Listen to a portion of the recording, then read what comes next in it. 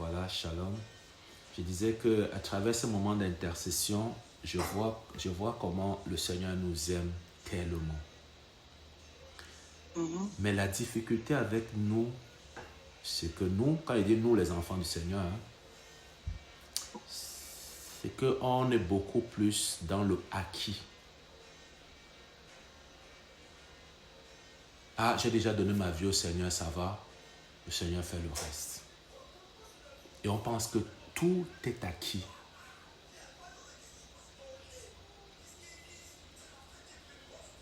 Nous sommes sauvés par grâce,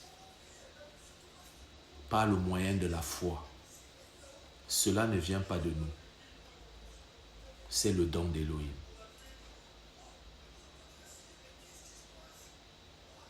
Donc nous devons faire de tous nos efforts pour ne pas prendre la grâce du Seigneur en vain.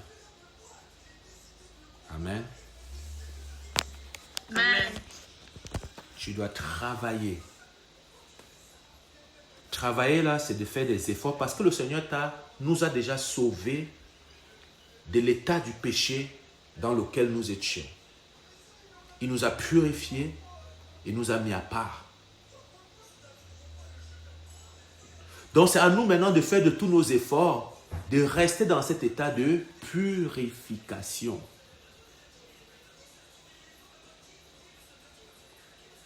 Mais si nous décidons de nous compromettre et retourner à nos vomis,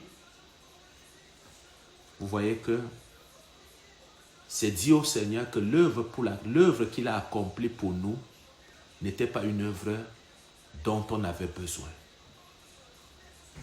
Par conséquent, il s'est trompé. Et j'espère que ce n'est pas ce que nous espérons faire.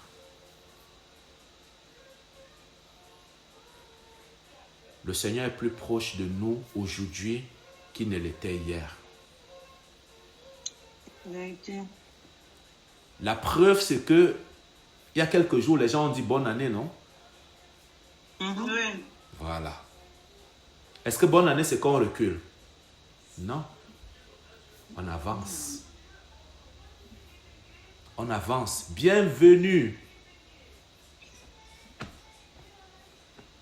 dans une nouvelle ère. Bienvenue dans une nouvelle sensation. Mais parce que nous chrétiens, nous ne sommes pas dans les affaires de bonne année 20, 26, 25, tout ce que vous voulez. Nous sommes dans une année continue, une nouvelle année continue, l'année de la grâce. Donc ce qui fait que nous marchons avec Christ depuis en nouveauté de vie. Chaque fois que tu marches en nouveauté de vie, tu es en fait dans une nouvelle année, dans une nouvelle saison. Les gens ont crié bonne année, ils sont sortis de là, ils sont allés continuer coucher avec leurs petites copines et leurs petits copains. Ça n'a pas changé. Les gens ont crié bonne année de là, ils ont quand même continué à habiter avec la femme qui n'est pas la sienne. Sans se marier, sans rien faire. Mais il pense que parce qu'il a vu la nouvelle année, il ne sait pas que le Seigneur lui accorde encore la grâce de se rattraper. De se mettre en règle. Alléluia. Amen. Je n'avais pas prévu de dire ça.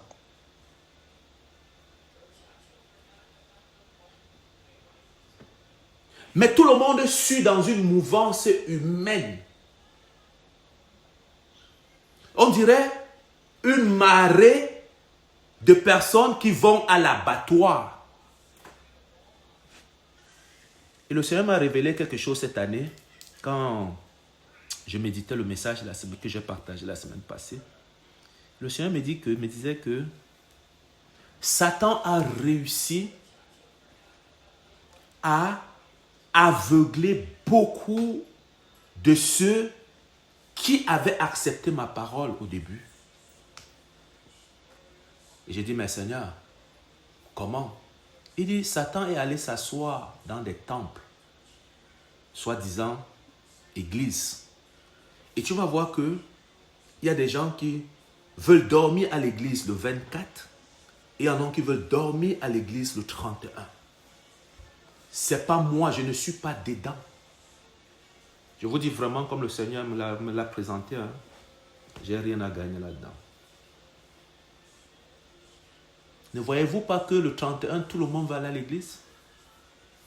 Tout le monde. Il y a ceux qui veulent aller d'abord le 24 et ceux qui veulent le 31. Là, il n'y a personne qui veut manquer. Personne. Et comme la plupart de ces... Et le Seigneur me disait, comme la plupart de ces pasteurs soi-disant ne sont plus à mon service, ils sont en quête d'argent. Voilà pourquoi ils sont galvanisés à organiser des grands cultes. Et les gens pensent que parce qu'ils étaient à l'église le 31 et qu'ils sont sortis de là, ils ont souhaité bonne année, en fait que le Seigneur les connaît. Beaucoup le Seigneur ne les connaît pas. C'est triste, hein? Mais je dis ce que j'ai à dire. Beaucoup, le Seigneur ne les connaît pas. Et quand tu vas apporter de tels messages, on va dire, qui es-tu pour juger? Je ne juge pas, je ne parle pas à l'esprit. Parce que nous sommes des esprits, non? Avant d'être des corps physiques, nous sommes d'abord des esprits. Alléluia. Amen. Quand tu dors, quand tu es couché endormi, est-ce que tu parles? Tu ne parles pas. Mais tu peux te réveiller et relater ce que tu as vu par l'esprit. Alléluia. Amen. Nous sommes d'abord des esprits. D'abord. Avant d'être des corps physiques. C'est pour ça que le jour de ta mort là, ou le jour de ma mort, c'est l'esprit qui s'en va. Et ton corps reste. On fait ce qu'on va faire avec. On fait toute la comédie qu'on va faire avec. Mais ton esprit est parti.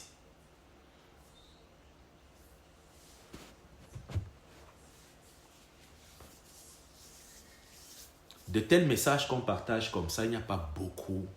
Je ne dis pas que nous sommes les meilleurs. Hein? Loin de là. Il y a des frères et sœurs dans le monde entier, des petits groupes qui peuvent apporter de tels messages. Mais quand vous entrez dans des méga églises là, personne ne va te dire que tu es un esprit. Que le jour de ta mort là, ton esprit est retourné au Père. C'est ton esprit qui retourne au Créateur. On dit non, non, non, le corps est là, il est là, il est là, il est là.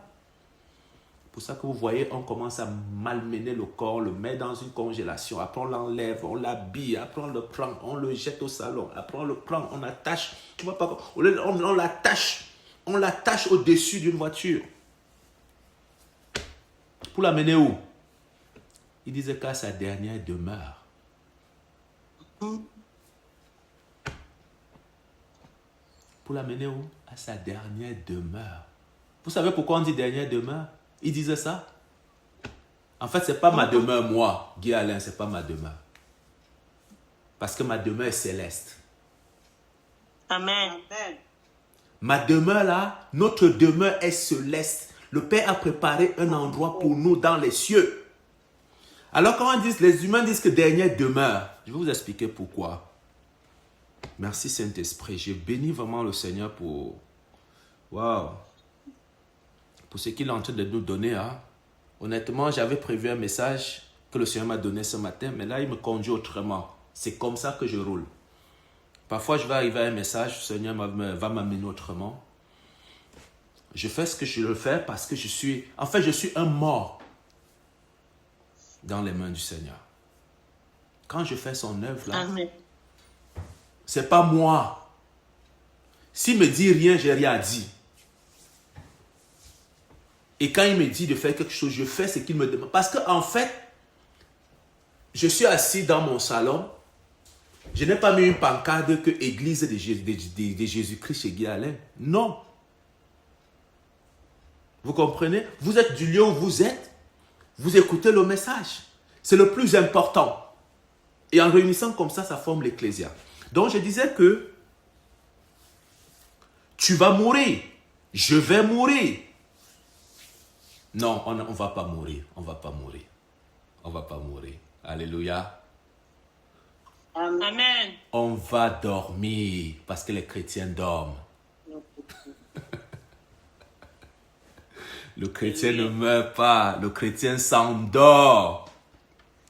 Amen. On va s'endormir parce qu'en fait, il y a beaucoup d'informations que le Père me donne. Je vais aller pas à pas. Le chrétien ne meurt pas, il dort. Il dort. Il se couche, il dort. Et quand le constat du sommeil est fait, qu'on va appeler la mort, il va avoir des cris, des pleurs, qui ne sont pas de mauvaises choses. Ok? Pourquoi? Parce que on est dans un corps de chair. Et ce corps-là aime toucher. Ce corps-là aime la proximité, l'attachement. Voilà pourquoi le jour que je vais partir, si je pars avant, dans mon sommeil, les gens vont pleurer. Parce qu'ils étaient attachés. Ils étaient attachés. Mais une fois que le constat va être fait, la première chose qu'on va faire, c'est quoi? On va me mettre dans une glace. Certainement. Ou probablement. C'est ce qui se passe quand quelqu'un meurt, non? À l'exception des musulmans. Qui ont un peu compris la mort. Ils croient pas à Jésus, mais ils ont compris un peu c'est quoi la mort. Donc on va prendre le corps et on va dire, ah, il faut qu'on le garde quelque part. Pourquoi? Parce que on veut le conserver. Oui, ma soeur, tu voulais dire quelque chose? En fait, je dis pour organiser les événements qui vont suivre. Exact, pour organiser l'événement qui va suivre. Ça, c'est après. Mais le but premier, là, c'est parce que on s'est dit que si le corps reste là, il va sentir. Si le corps reste là, il va sentir. Donc, il faut qu'on le mette quelque part. Et les gens posent un acte. Et l'acte, le fait de mettre quelqu'un dans le corps dans le congélateur, chrétien ou pas chrétien, hein, la plupart font ça. Mais ils posent un acte d'attestation de la confirmation de la gloire de Dieu. Je reprends.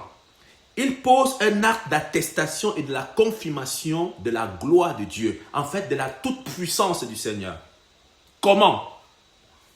Quand vous retournez au commencement,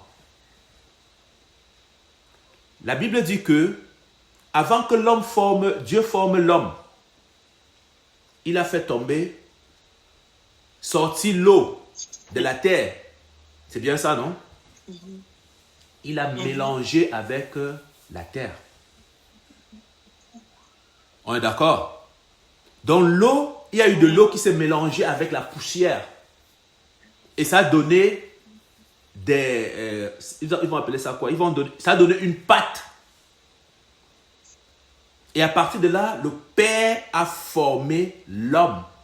Donc pour que l'homme existe là, alléluia. Wouh! Deux entités.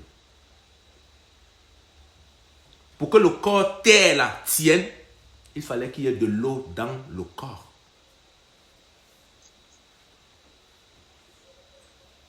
Et pour que le corps se lève ou bien agisse, se bouge, il fallait maintenant l'esprit allumé, nafak.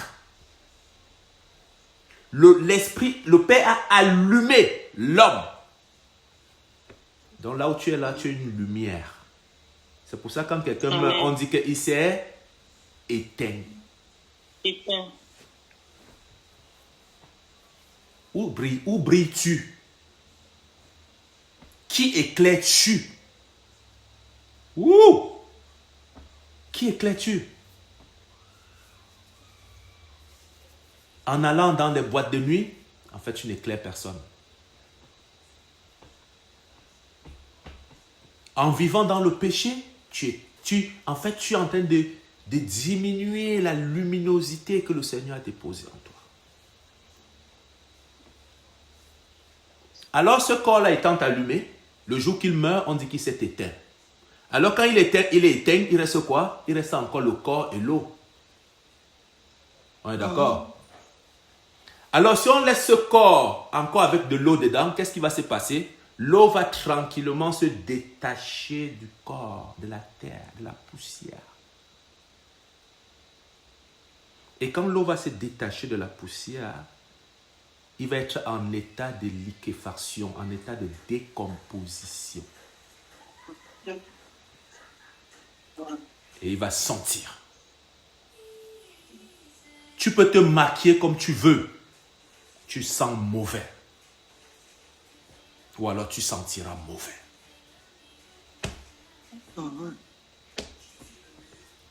Tu peux l'embellir comme tu veux. Quand le jour va arriver, tu sentiras mauvais. Marthe aimait Lazare. Alléluia. Amen. Marthe aimait Lazare, son frère. Mais quand le Seigneur a dit allons au tombeau, qu'est-ce qu'elle a dit? Ça fait 4 jours, Seigneur, qu'il est là-bas. Il sent. C'est comme ça que nous rejetons nos morts. Hein? Je m'en viens, je suis en train d'avancer là. Est-ce que jusque-là, ça c'est on est ensemble? Amen. Il s'est éteint. On ne peut pas le laisser dans cet état-là. Alors, qu'est-ce qu'on va faire pour le maintenir un peu dans un état? On te jette dans un congélateur. À cause de l'eau. Alors, l'eau dans un congélateur, qu'est-ce qu'il fait? Il fait de la condensation. C'est pour ça que le corps, au lieu de se liquéfier, se maintient. Tu deviens comme un poisson.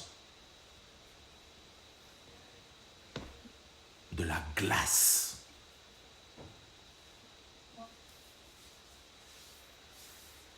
Le corps, si là, il ne sert à rien.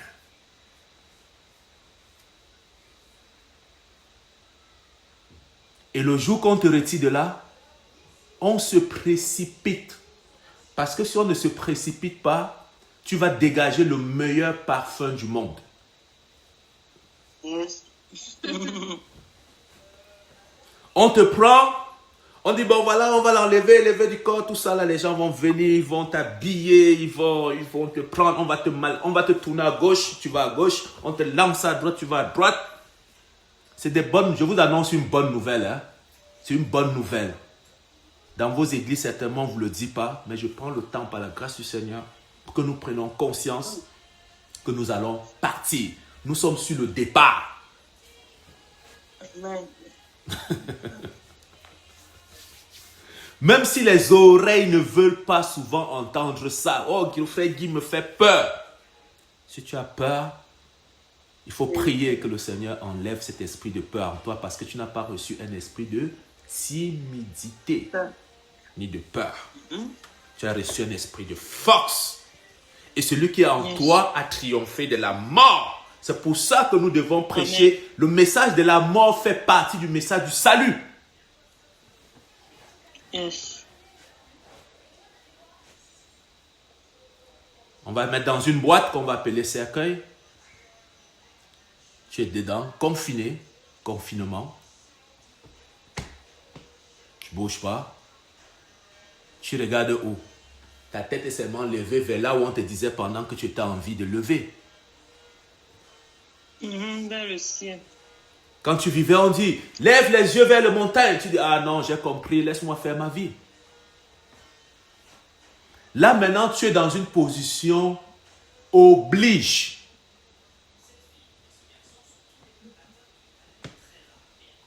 La tête levée. Même quand ta tête a tendance à aller un côté comme ça, tu vois, il y a quelqu'un qui vient.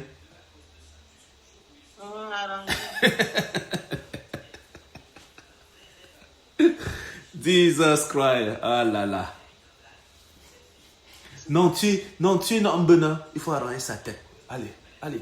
Il faut que tu regardes le ciel. C'est le ciel, mon ami. C'était là ta demeure. C'est là-bas qu'on te disait d'espérer. Espère en l'Éternel. Mets ta confiance en Yahweh. Ne t'en détourne ni à droite ni à gauche. Parce que le jour vient.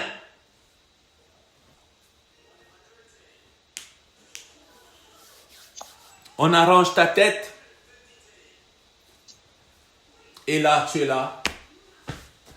Tu regardes. Tes yeux sont fermés, mais je peux vous rassurer que c'est une autre vie.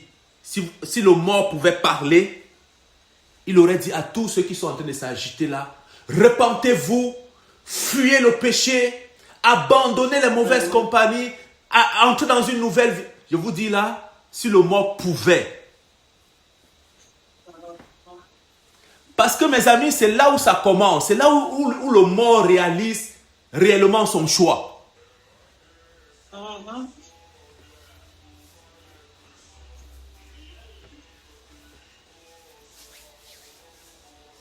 C'est là où le mort réalise son choix. Ah non, j'avais fait... Même si on te disait que crois en Jésus, tu dis que oui, je crois au Seigneur Jésus, et tu glisses un peu, tu pars voler, mais le Seigneur voit, il rajoute seulement dans ton compte. Et quand le jour arrive, il dit voilà, va de ce côté-là. Va de l'autre côté. Tu es dans ta boîte tranquille, les gens s'agitent, ils pleurent, ils tapent même la boîte, tu ne comprends plus rien. Parce qu'en fait, ce qui pouvait te faire parler a été enlevé le jour où on a constaté ta mort. Donc, tous ceux qui viennent vous dire que le Père qui était mort a parlé, ce n'est pas vrai.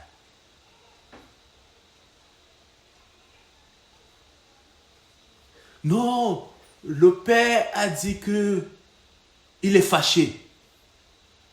S'il était fâché, quand il était fâché, il te le disait de son vivant. Tu n'écoutais pas. J'ai reçu une histoire cette semaine que mon épouse me racontait que un enfant qui vivait avec sa mère, elle traitait sa mère de tous les noms, d'ordure. Elle a fini par quitter la maison et partir. Elle ne parlait plus avec sa mère depuis un certain temps. Et entre-temps, sa mère est décédée.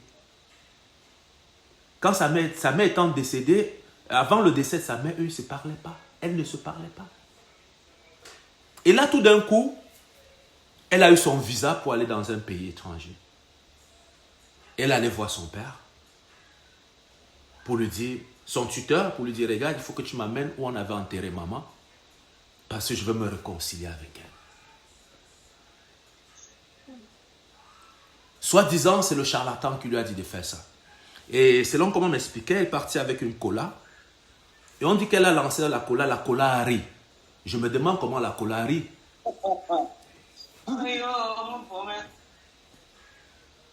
On dit donc, comme la cola a ri, elle a accepté ton pardon. Vous voyez comment on est? En fait, on rentre dans des pièges terribles.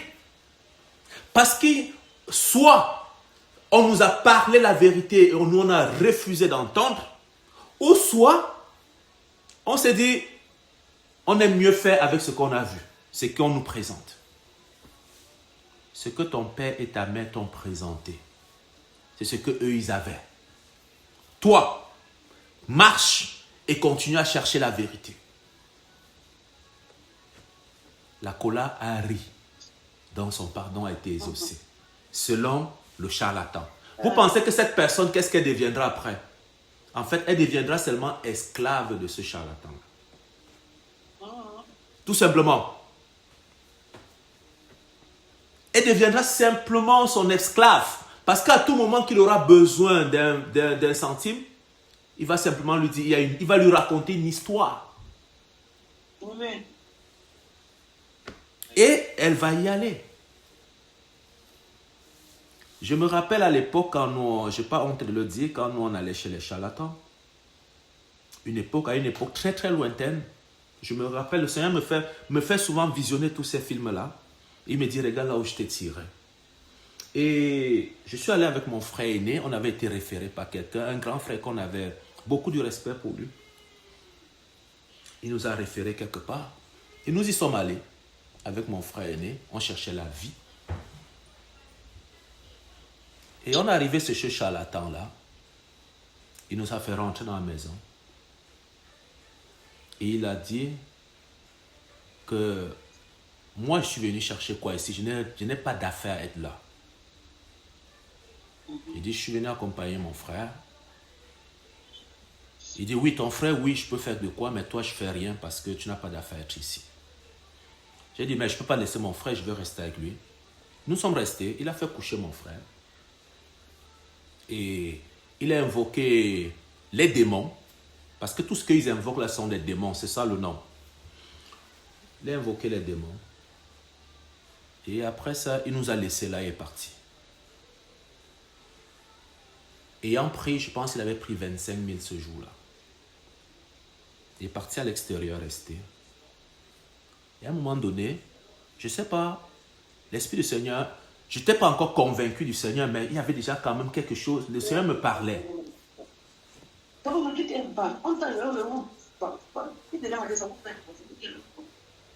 Pardon?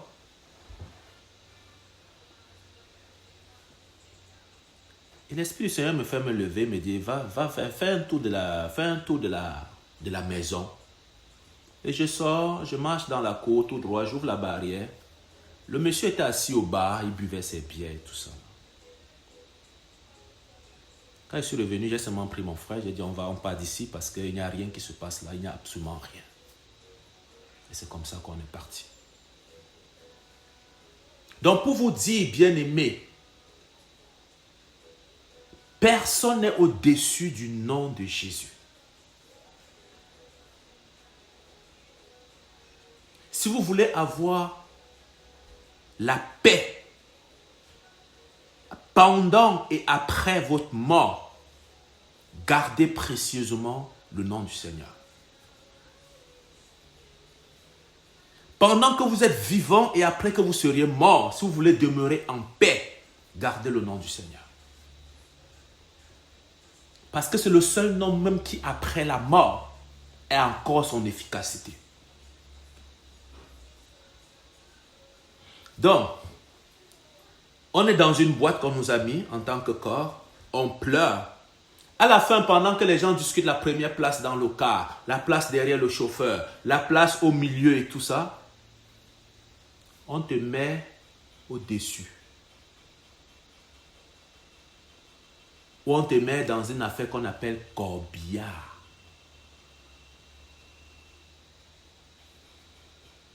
Dans la malle arrière, poup, on ferme. En fait, tu es devenu une valise. Alléluia. Oui. Amen. On te prend ta boîte, on la choupe dans la malle arrière et on ferme. Les gens sont assis devant. On voyage. Tu es face à toi-même. Et dès lors qu'on arrive au lieu prévu, les gens vont prendre encore ton corps. On a déjà passé une journée. Il nous reste juste 2 jours. Parce que si on passe ces 2 journées-là, tu vas commencer à donner du beau parfum à tout le monde. On met le corps, on expose. Et les gens vont m'étonner encore une fois de plus, même les chrétiens. Quand le corps est exposé en ce moment, ils vont prendre la parole. Ah bon, papa ou maman, tu sais, mon frère, je t'aimais beaucoup. Tu parles à qui en ce moment-là? Au vent. La personne n'aime pas la poésie. Tu parles au vent, ma soeur. Non, papa, tu sais, tu m'aimais beaucoup. Bon, voilà, papa, va en paix. Trop tard. Trop tard. Ton père était avec toi.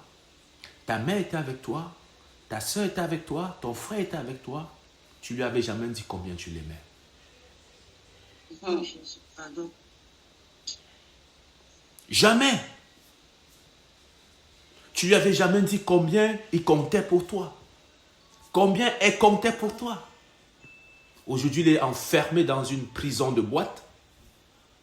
Et tu dis, je t'aime, papa.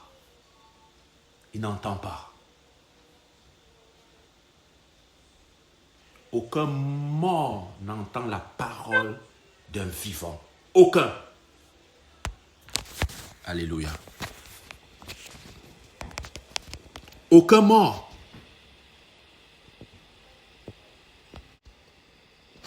Aucun mort n'entend la parole d'un vivant. Aucun. Le seul moment où la seule voix que les morts vont entendre, il y a une seule. C'est le son de la trompette. Quand la trompette va retentir pour le retour du Seigneur, c'est le seul moment où les morts entendront. Et quels sont ceux-mêmes qui vont entendre? Ce n'est pas tous les morts. C'est simplement ceux qui sont morts en Christ qui vont entendre cette voix du retentissement de la trompette. Les autres morts vont être bloqués là pour le jour du jugement. Le seul moment où les morts vont entendre, c'est seuls les morts en Christ. Allez lire, c'est écrit 1 Thessaloniciens 4, allez lire, 1 Thessaloniciens 5, allez lire. Ils vont entendre au son de la trompette retentira, ils vont entendre. Et la parole dit, ils ressusciteront premièrement.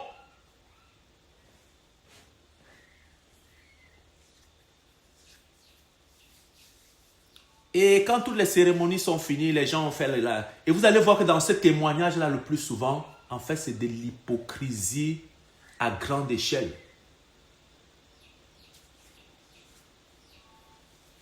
Vous avez déjà vu un corps qu'on a mis à terre, on dit que non, le monsieur c'était mauvais. Ou la dame c'était mauvaise. Oui. Quelqu'un qui était debout. Il y a eu un cas. Il y a eu un cas. Il y a eu un cas pour le témoignage de notre ancien Baya Blongué. Quand son grand frère pour le témoignage, il ne s'est pas abstenu de dire que son frère était méchant. Voilà, bon, c'est une exception. Mais à 99%, on dit toujours, même c'était le sorcier qui terrassait tout le quartier. Non, c'était une bonne personne. C'était une bonne personne. C'était une bonne personne. Parce qu'en fait, on est dans la consolation. Et après ça, qu'est-ce qui se passe? On va l'enterrer. Souvent, d'autres vont dire qu'enterrement dans la stricte intimité.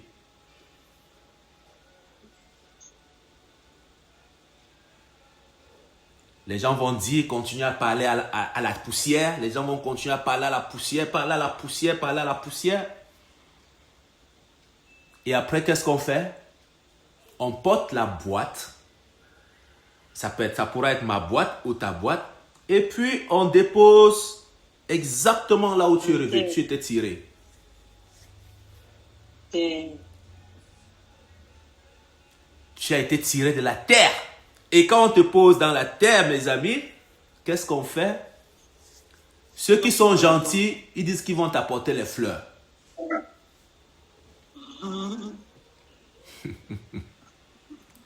D'autres qui sont plus gentils, ils t'apportent les fleurs et ils t'accompagnent au pied de ton trou.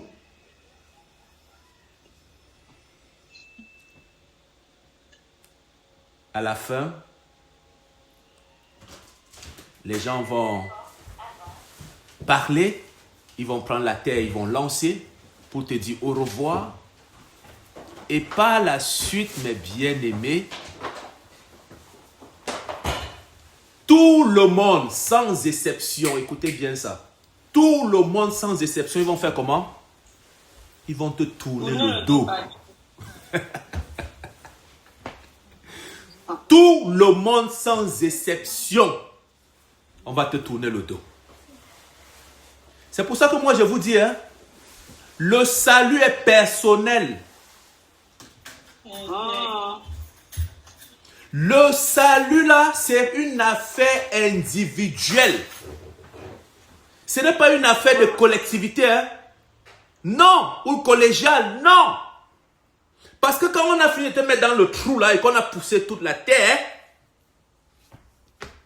il n'y a personne qui reste là t'attendre. Ceux qui estiment t'aimer un peu là vont rester peut-être 2 jours, mais pas là. Ils vont aller se fermer dans une pièce qu'on appelle maison. Et le matin, ils vont venir regarder. Allô?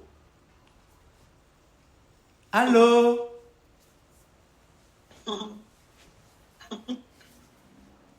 Allô? Fini. Et 2 jours plus tard, ceux qui vont durer vont faire 1 semaine. 1 semaine plus tard, ils vont reprendre leur voiture. Ils vont retourner. Et ils vont te laisser là.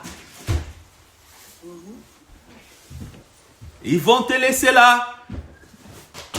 Que personne, je dis bien personne, je veux simplement nous encourager. Vous comprenez? Que personne ne vient vous sortir de l'héritage que vous aviez reçu. Le Seigneur Jésus-Christ. Parce que quand les gens seront partis et que toi tu es mort ou morte en Christ, en fait les anges sont déjà venus te chercher depuis. Amen. Ça fait longtemps, pendant que les gens sont dans les cérémonies, tu es dans un lieu où le Père t'a gardé en attendant le jour du tribunal pour que tu reçoives tes couronnes. Tu n'es pas dans le tourment, mais tu es dans le repos. Le Père dit, repose-toi maintenant, mon frère, mon fils, repose-toi maintenant, ma soeur, parce que j'ai vu comment tu as travaillé. J'ai vu comment tu as fait face aux difficultés. J'ai vu comment tu as fait face aux souffrances. J'ai vu comment même tu as pris sur toi la honte des autres. Maintenant, c'est le repos. Repose à toi. À l'inverse, si c'est sans Christ, ton corps commence à chauffer. Tu sens la chaleur. Même si tout le monde a dit que ton âme repose en paix. En fait, en arrière, on a seulement dit bienvenue dans le tourment.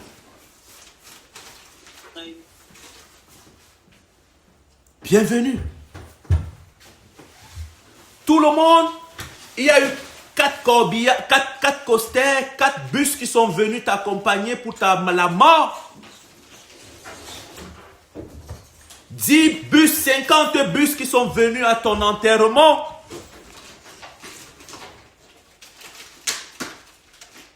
À la fin, tu resteras seul dans ton trou. Même si on est mari et femme, à la fin, tu seras seul dans ton trou.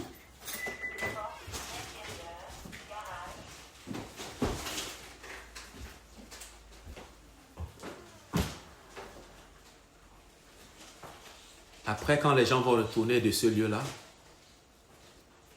ils vont se dire, il a fait sa part, la vie continue.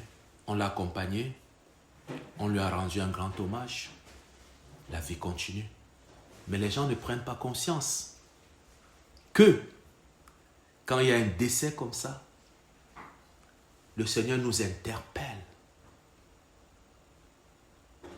Qu'aujourd'hui, c'est le frère qui est couché.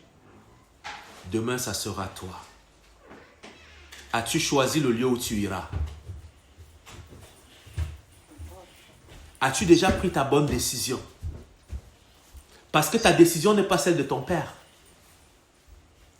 Ta décision n'est pas celle de ta mère. Où iras-tu?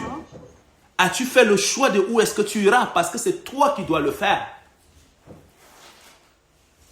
Les moments comme ça, ce sont des moments de rappel. C'est pour ça que Jésus va dire à Marthe, quand elle était en train de se fatiguer sur le chemin, « Oh Seigneur, il sent déjà.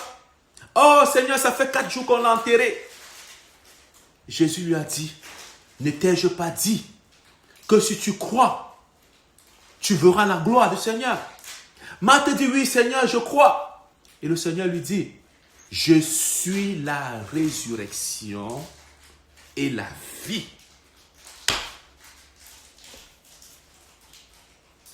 Je suis la résurrection et la vie.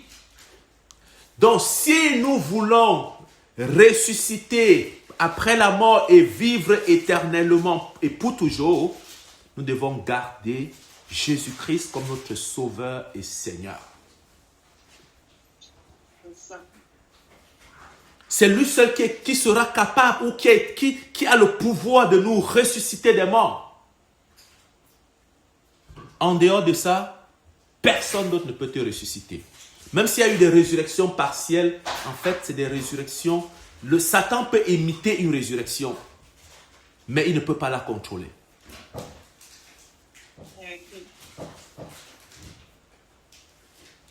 Je veux te dire, toi qui m'entends ce soir, toi qui m'as entendu depuis le début de cette exhortation, de cet encouragement, la mort est une bonne chose. Elle est une bonne chose parce que pour nous les croyants, la mort est un gain. Littéralement, la mort est une victoire. Parce que celui en qui nous avons mis toute notre espérance a triomphé de la mort. Yes. Et toute opportunité de mort que le Seigneur nous donne, en fait, doit nous rappeler qu'un jour, nous aussi, nous serons couchés et les gens seront rassemblés et parleront. Mais il faudrait que ton témoignage soit bâti de telle enseigne que quand les gens seront rassemblés, que ça ne soit pas seulement le manger et le boire. Que les gens puissent témoigner que, ah, lui, ah, elle est restée fidèle au Seigneur. Elle est partie dans le repos.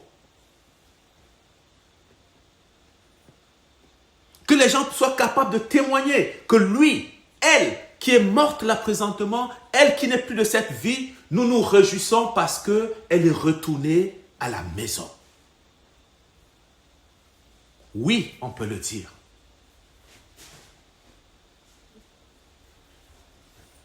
On peut le dire. Parce que nous allons passer tous par là, mes bien-aimés.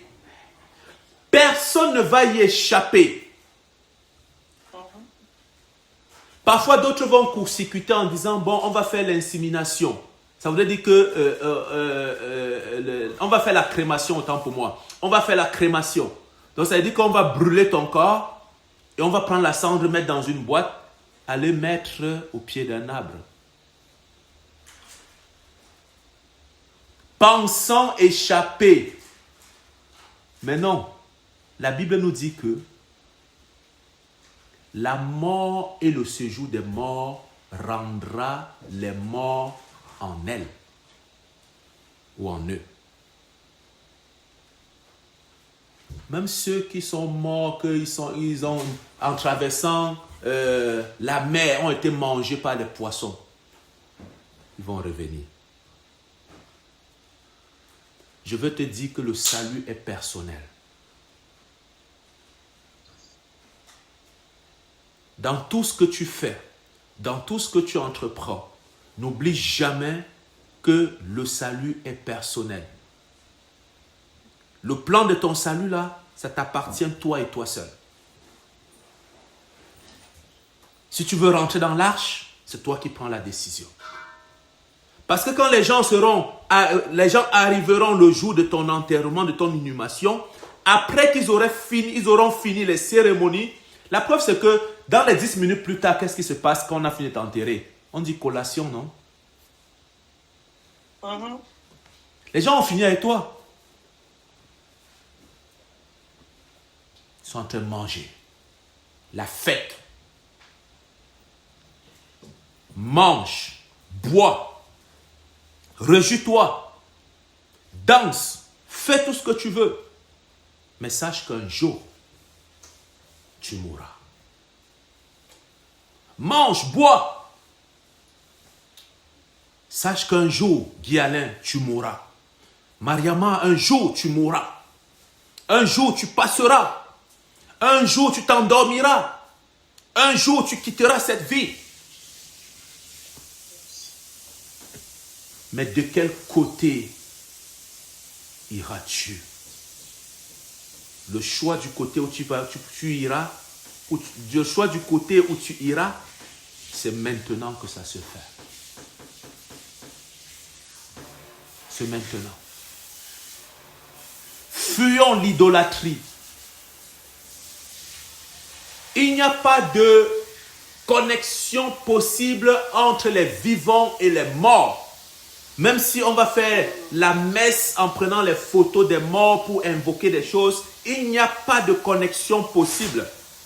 Mais on ne peut pas empêcher aux gens de faire ce qu'ils veulent faire. Vous comprenez? Si c'est ça que les gens aiment faire, qu'ils le font. Mais vous dites à votre esprit de le rejeter totalement. Parce qu'il n'y a rien de, il n'y a pas de connexion possible. Il n'y en a pas. Le seul moment de connexion, c'est quand tu es en vie. Admettons là maintenant que j'envoie, qu'on dise qu'on va se connecter sur notre Zoom. Comment le mort fera pour se connecter? Comment? Par l'esprit peut-être. L'esprit des ténèbres peut venir se connecter au Zoom. Mais ce n'est plus lui. Parce qu'en fait, c'est Satan qui va aller chercher le visage de ce mort-là pour donner l'impression que le mort est encore là. Non, il n'est plus là. Il est donné à chaque être humain de mourir une seule fois. Après quoi, c'est le jugement, nous dit la parole. Même Christ qui nous a sauvés, et c'est là, je finis par là, même Christ qui nous a sauvés n'est pas mort deux fois. Donc quand chaque fois vous le mettez à la croix là, ce n'est plus le même Jésus. Ce n'est plus le même. Du tout. La parole est claire. La parole dit qu'il est donné à un homme de mourir une seule fois, après quoi vient le jugement. Christ est mort une fois pour toutes, pour nous sauver. Il ne mourra plus. C'est fini. Il a accompli parfaitement l'œuvre. Si à chaque année il meurt, ça veut dire que l'œuvre n'a pas été accomplie à la perfection. Alléluia. Amen. Maintenant, nous avons le souvenir de la mort et de la résurrection de Christ, pas à un jour particulier, mais tous les jours, nous expérimentons sa mort et sa résurrection. Chaque jour, nous vivons la Pâque, parce que Christ est devenu notre Pâque. Christ étant devenu notre Pâque, nous vivons Christ tous les jours. Pas seulement au mois d'avril ou bien au mois de mars, pas seulement le vendredi saint. Non! Alléluia. Amen. Christ, notre Pâque, a été immolé. Christ, notre Pâque, a été crucifié. Il a été mis sur l'autel. Fini. Quel est ce Jésus que chaque année vous le tuez? Vous le ressuscitez? Vous le faites renaître? Vous le tuez encore? C'est lequel? En fait, c'est le Jésus de vos religions. C'est le Jésus de vos pensées. Le vrai Yeshua là, il a été crucifié une fois. Par les deux grandes juridictions qui avaient été annoncées par les prophètes. La juridiction romaine et la juridiction grecque. Et juive, autant pour moi. Ce sont ces deux juridictions-là qui avaient le mandat de la crucifixion. Et ils l'ont fait. Maintenant, quand tu le crucifies, en avril, tu vas le crucifier. C'est quelle juridiction qui le crucifie? Ça prenait deux juridictions. 2.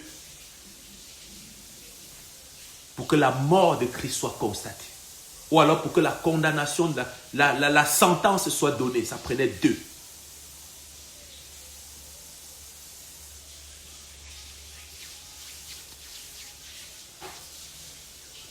Il n'est plus dans le tombeau. Il a été ressuscité. Et il est vraiment ressuscité. Alléluia. Amen. Il n'est plus dans le tombeau.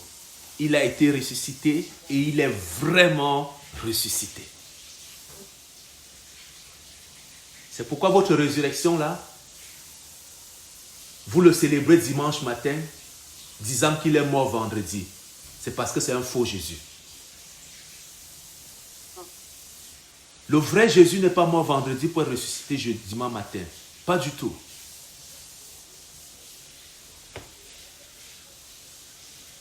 Le vrai Jésus, on ne l'a pas crucifié vendredi. Jamais. Pas du tout. Parce que la parole dit dans Matthieu 12, vers 41-42 là-bas que de même que Jonas fit 3 jours et 3 nuits dans le ventre du poisson, il en sera de même pour le Fils de l'homme qui fera 3 jours et 3 nuits dans le sein de la terre. Maintenant, si vous comptez de vendredi à dimanche, ça fait 3 jours et 3 nuits? Non. C'est parce que ce n'est pas Jésus. Arrêtez des célébrations humaines. Ne courez pas à tout vent. Demandez au Seigneur d'ouvrir grand les yeux de vos cœurs. Demandez au Seigneur de vous éclairer. Demandez au Seigneur de vous convaincre dans ce que vous aurez à faire. Même ce que je vous partage ici. Ne prenez rien pour acquis. Demandez clairement au Seigneur, Père, soyons comme ces chrétiens de Béret qui écoutaient attentivement ce qu'on leur disait. Et ils prenaient aussi le soin d'aller vérifier si ce qu'on leur disait était exact. C'est quand la dernière fois que tu as vérifié la prédication de ton église?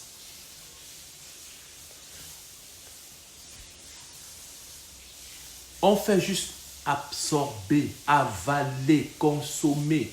On ne vérifie rien. Il faut vérifier. Vérifions les Écritures, mes amis. Vérifions ce qui est dit. C'est comme ça qu'on va échapper au trait, au plan de l'ennemi. Il faut vérifier.